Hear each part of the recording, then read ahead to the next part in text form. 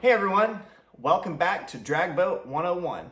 I'm your host, Tyler Spear, and last episode we talked about the different type of associations as well as the different types of boats. On this episode, we're going to be talking about the track itself, from the starting line all the way to the finish line, and what all those buoys mean along the way. Now, over the years of drag boat racing, the course has changed. Back in the day, it used to be called the Liquid Quarter Mile, and since then, it's been shortened to 1,000 feet for safety reasons, except for Top Fuel Hydro. Now, Top Fuel Hydro was shortened from 1,000 feet to 875 feet. Let's first talk about the hold rope, the start beam, and the countdown clock. Now, what's a hold rope, you might be asking? A hold rope is what drivers use to keep the boat still from moving while they wait their turn to run or while they're waiting on the countdown clock, if it's their turn to run.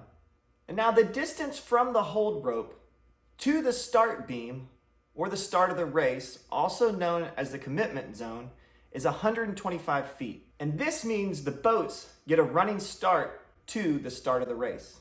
So after the starting line, you may notice a bunch of buoys lined up down our track. Now the buoys are actually to tell us where we're at while we're driving down the track. Same thing as NHRA on theirs, except they have walls where we have buoys. Now there's two main types of buoy identification. It depends on the association and what colors that they're using.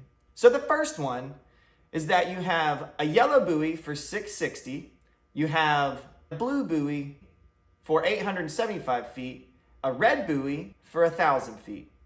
Now the other setup for the track has 5 small orange buoys and 1 large orange buoy for the 1,000-foot marker.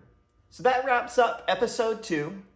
In episode 3, we're going to go into not only the complexities of the starting line, but also the countdown clock to give you a better idea of what the driver sees and what they're doing in that first 125 feet. Appreciate you joining me for this episode and look forward to episode 3 with y'all.